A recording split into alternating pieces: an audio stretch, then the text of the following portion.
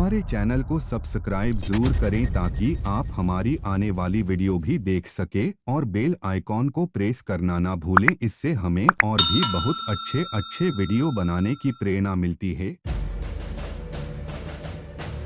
खुद का space station, खोजी अभियान, सीक्रेट स्पेस क्राफ्ट। चीन लंबे समय से स्पेस में अपने पैर जमाने की कोशिश में लगा है। वो सिर्फ चांद तक सीमित नहीं रहना चाहता, बल्कि मार्स और जुपिटर तक भी पहुंचना चाहता है। इसके लिए चीन नए नए प्रोग्राम्स प्लान कर रहा है। ये क्या है स्पेस पर कंट्रोल के लिए चीन का मेगा प्लान? सबसे पहले बात स्पेस में चीन के इतिहास की। 4 अक्टूबर 1957 को सोवियत यूनियन ने इंसानी इतिहास का पहला सैटेलाइट लॉन्च किया। तब चीन के राष्ट्रपति माओ त्से तुंग ने तय किया कि अगर सुपर पावर्स की बराबरी करनी है तो सैटेलाइट बनाना जरूरी है। यहाँ से शुरू हुआ प्रोजेक्ट 581, जिसका मकसद था साल 1959 तक सैटेलाइट लॉन्च करना। लेकिन चीन इस प्लान में सक्सेसफुल नहीं हो सका। 24 अप्रैल 1970 वो तारीख जब तमाम कोशिशों के बाद चीन ने सक्सेसफुली अपना पहला सैटेलाइट डोंगफोंग हुंग लॉन्च किया।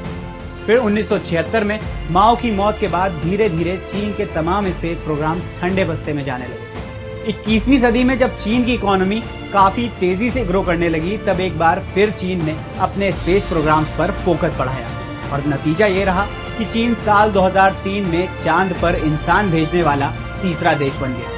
अब स्पेस मिशन की बात करने से पहले जरा स्पेस के रूल्स भी जान लेते हैं।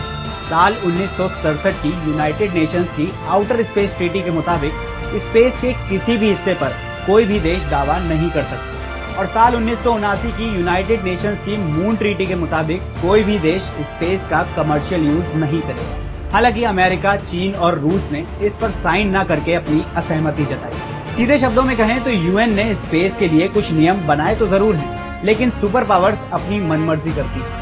उनका मानना है जो भी स्पेस में सबसे पहले पहुंचेगा वही उसे कंट्रोल करेगा। तो जो चीन स्पेस पर कंट्रोल की तैयारी कर रहा है, उसकी स्पेस में उपलब्धियां क्या हैं, ये भी जान लीजिए। साल 2011 में चीन ने स्पेस पर नजर बनाए रखने के लिए स्पेस स्टेशन पर काम भी शुरू किया, लेकिन 2016 में उसका पहला स्पेस स्टेशन बंद पड़ गया। अब चीन साल 2022 में स्पेस में मानव सहित स्पेस स्टेशन लॉन्च करने की तैयारी में है। इसके अलावा चीन साल 2004 से चांद पर संभावनाओं की तलाश में भी लगा है। साल 2020 में उसका चांगकी 5 मिशन सक्सेसफुल हुआ। चांद की मिट्टी के नमूने इकट्ठा करके धरती पर लौटा। इसके बाद मंगल पर संभावनाओं की तलाश में 23 जुलाई 2020 को चीन ने तियानवेन-1 प्रोग्राम लॉन्च किया। 7 महीने की लंबी जर्नी के बाद तियानवेन-1 मंगल की ऑर्बिट में दाखिल हुआ और मई 2021 में सॉफ्ट लैंडिंग हुई।